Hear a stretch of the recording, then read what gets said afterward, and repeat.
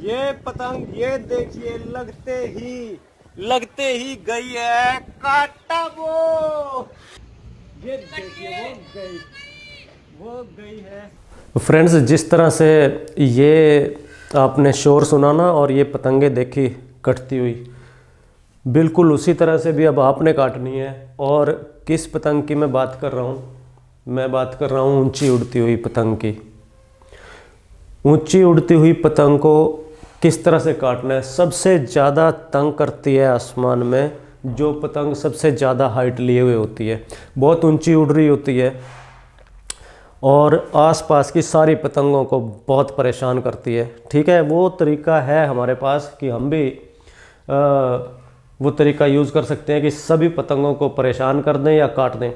लेकिन अगर आपको इस तरह की कोई पतंग अगर तंग कर रही है, आसमान में ऊपर खूब ऊपर उड़ रही है और नज़दीक आने वाली सारी पतंगों को वो काट देती है, उसका इलाज हम देखेंगे। उसमें हमें क्या करना है? सबसे पहले तो मैं शुक्रिया करता हूं जो हिंदुस्तान से बाहर भी जो पाकिस्तान से कमेंट आते हैं और वीडियो को लाइक करते हैं, उनको शुक्रिया मेरा। और अब हम बात कर लेते हैं कि इस तरह की जो पतंग जो खूब अगर हाइट पे उड़ रही है, भारी भी है, उसको कैसे काटना है। अब दो तरीके हैं हमारे पास।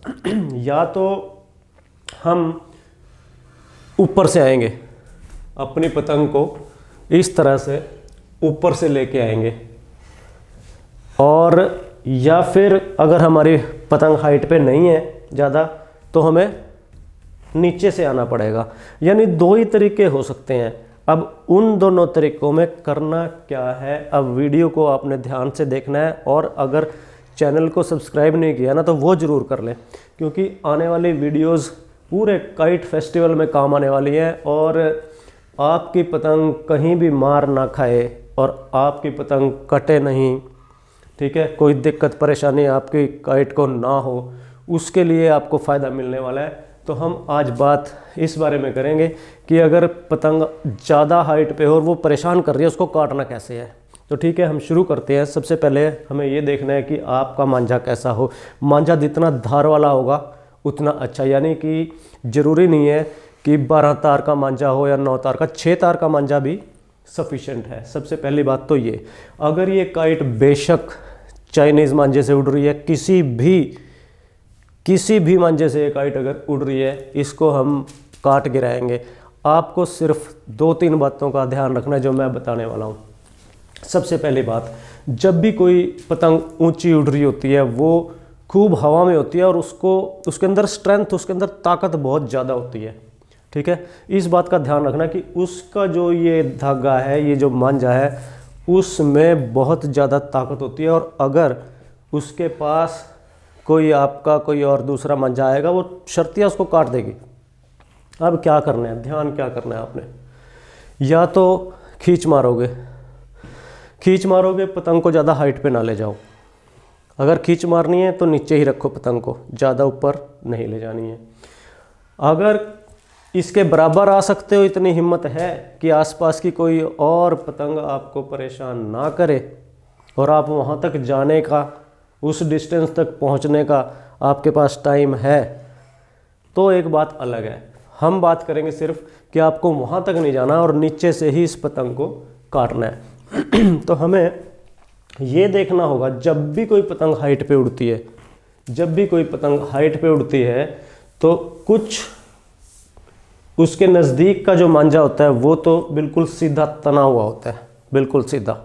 उसके बाद उसमें एक इस तरह का बैंड आया होता है, ऐसे झूल रहा होता है, और उसके बाद फिर वो ऐसे सीधा हो रहा होता है, जो यहाँ पर हाथ में हम पकड़े हुए होते हैं। तो ऐसी कुछ स्थिति होती है उस टाइम पे जब कोई पतंग खूब हाइट पे उड़ रही हो। ऐसे पहले स्ट्रेट होना और फिर ये इस तरह का कर्व आया हुआ, यानी यहाँ से झूल रही होती है। ये जो झूला हुआ जो पार्ट है ना, हमारा टारगेट कब होगा, ये यहाँ हमें टारगेट करना है। लेकिन कब करना है? जब हम ऊपर से आएंगे, हम पतंग को ऊपर से लेके आएंगे और इस एरिया को टारगेट करेंगे। इस लटके हुए एरिया को हमने टारगेट करना है। यही वो वीक पॉइंट है जहाँ पर पतंग को, इस पतंग को काटा जा सकता है। ऊपर से आते वक्त हमें ध्यान ये रखना है कि जैसे ही पतंग का फेस इस तरफ आए और हम लेके आए, वो सीधा इसको क्रॉस करे, इस तरह से पतंग क्रॉस करे, और यहाँ पे लाने के बाद आपने इसके वर्टिकल बिल्कुल क्रॉस, ऐसे नहीं, बिल्कुल वर्टिकल ऐसे कट मारना है, खींचना है ज़ोर से, और वो खींच ज़बरदस्त होनी चाहिए। 2 से 4 सेकंड का समय लगेगा अगर आप खूब ज़ोर से उसको खींचेंगे तो। ऊपर से आते वक्त तो आपने इस पतंग को इस तरह से काटना है। तो ये तो बात हो गई कि ऊंची उड़ती हुई पतंग को अगर आप चाहते हो कि आपकी पतंग ऊपर से आएगी तब कैसे काटना है। अब अगर आप नीचे से, ये वाली पतंग जैसे अब ये नीचे से जाएगी, अगर आपके पास बहुत ज़्यादा अगर मांझा नहीं है तो क्या होगा, बहुत ज़्यादा अगर मांझा नहीं है तो आपको पतंग नीचे से ही काटनी पड़ेगी। तो अब हम बात कर लेते हैं कि अगर नीचे से हम लोग आएंगे तो नीचे से हमें कहाँ हिट करना है। अब अगर आप नीचे से आ रहे हो तो या तो एक एरिया ये है, ये वाला जहाँ तक ये मांझा बिल्कुल खिंचा हुआ है, यानी इस झूल के बाद ये जो यहाँ से झूला हुआ होता है मांझा ऊंची उड़ती हुई पतंग में हमेशा मिलेगा, ये इस तरह से झूला हुआ मिलेगा बीच में कॉफ़ी पार्ट। इसको नहीं छेड़ना है यहाँ पे।